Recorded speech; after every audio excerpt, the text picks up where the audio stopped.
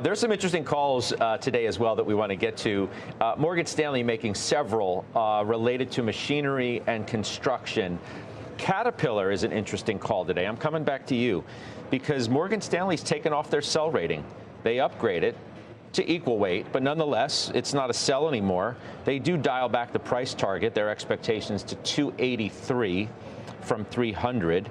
And they say after the stock's recent underperformance, they think the market is more appropriately calibrating the near-term risk. What do you think? Yeah, so unlike Agnico Eagle, this is down 20% year to date. So we did add to it last week. You have to look at this as a longer-term investment, not a trade, especially considering everything that's happening globally. But they have a management change, a leadership change. The COO is taking over on May 1st, so he's going to succeed Jim Umpley. Joe Creed has been at the company for a long time, really well positioned to lead this into the next phase of growth. But I wouldn't expect it to move quickly. I think this is, again, a little bit more of a grind. Okay.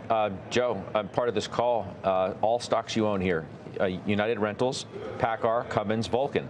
Price targets taken down everywhere. Now, they may like still some of the names, but they just reduce everything. And they should reduce everything. So in the industrial sector, United Rentals, PACCAR, and Cummins. These are three of the worst performers that we have. We'll see what we do with them at the end of the month. The same can be said in the material sector for Vulcan. So in the material sector, what do I prefer? I prefer Ecolab over Vulcan Materials. In the industrial sector, I would look at Rollins or Republic Services over the three names they cite. There's an interesting call on Alibaba today. You know, we talk about this trade war with China every day. Weiss used to own the name. I don't think you do anymore. No. Joe still does, and it was called a top pick at JPM. Quote, some of the China internet stocks could be even more counter-cyclical. They say in general, we think the impact on online consumption will be insignificant. Yeah. Baba is their top pick. They like Trip. They like Tencent as well. I sold a little bit. I think I sold half my position at 138 when I came back from Florida. I spoke with Steve the other day about buying back some of it. He talked me out of it, I think. So I'm just going to sit with the half remaining position that I have currently and see how this environment plays out, because I don't think, I mean, Baba has a clear sensitivity to what's going on. And what if they get delisted, right? They're variable interest entities, won't go into long detail, but you only own a revenue stream. You don't own any assets. So if they get delisted and you have to own the listing in Hong Kong, then you can have issues. You can have issues collecting. Definitely the companies that can't own foreign stocks, the investments in mutual funds will be mass sellers right away. So I just don't see the upside here right now. I'm looking at some stocks, three stocks in front of me here that have done really well year to date. And one of them, Kevin, is T-Mobile. Verizon, AT&T, T-Mobile. We can throw all of them up year to date if you guys want to cycle through those just to show our viewers what I'm talking about. B of A reiterates their buy rating on TMUS. They take the price target up to 295. They had it at 255.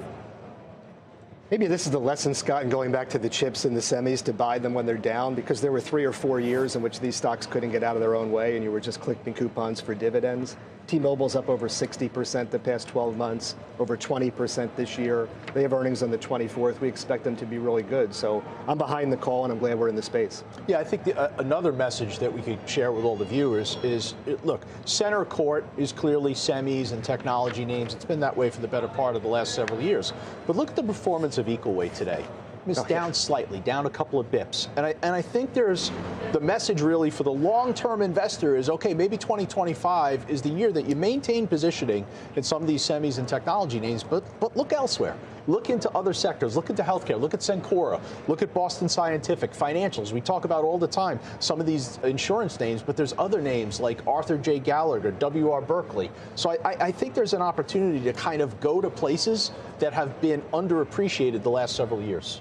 I think there's some interesting trends around these calls. You know, first of all, defense has been the way to approach this market, and that's why telecom, staples, utilities, I think will continue to outperform. But one quick comment on the industrials, and if I'm looking at the Goldman Sachs U.S. onshoring beneficiaries basket, it has names like Caterpillar, it has names like United Rentals. So if you're playing the long game, if you can stomach some of the short-term volatility, and if you think that the end game is actually going to bring supply chains into the United States, and we're going to build those factories here, and they're going to be factories of the future that's going to require a lot of that technology, I think maybe that's the buying opportunity right now in some of those industrials. Okay.